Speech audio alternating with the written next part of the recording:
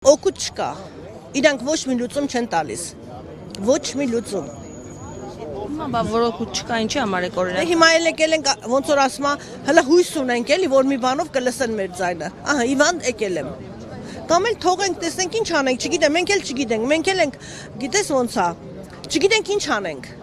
Ժողովուրդը չգիտի ինչ անի, ոնց անի, որ ճիշտ լինի, թողեն դուրս գան, սոված մնալու են մեռնեն։ Ինչ անենք, սոված ելական կգան կառավարության շենքերը կջարդեն ժողովուրդ։ Սրանք հələ չգիտեն վերջը։ Ժողովրդի սոված լինելու վերջը չգիտեն։ Ժողովրդին գազազելու վերջը իրանք չգիտեն հələ։ Ինչ ասեմ, այ բալաջան։ Ստորագրություններով եք եկել։ Եկել ենք լիքը, ես իմ քանի հազար ստորագրություն ենք բերել, բայց ինչ։ Կընդունեն 100 անգամ բերել ենք ստորագրությունները։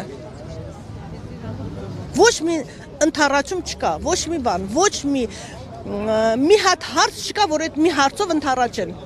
Խափում են սուտ։ Ոնց է կառավարությունը, մեր կառավարությունը կառուցվել է ստի վրա, ստով էլ գնում է։ Ամբողջ ժողովրդին սկզբից մինչև հիմա մենք արկով փարկով բերեցինք, դրեցինք մեզի թագավոր, բայց տես այդ թագավոր հելավ աշկերներս անեց։ Ինչի համար է ստի վրա կառուցվում։ Բա ստից վրա սուտ են խոսում,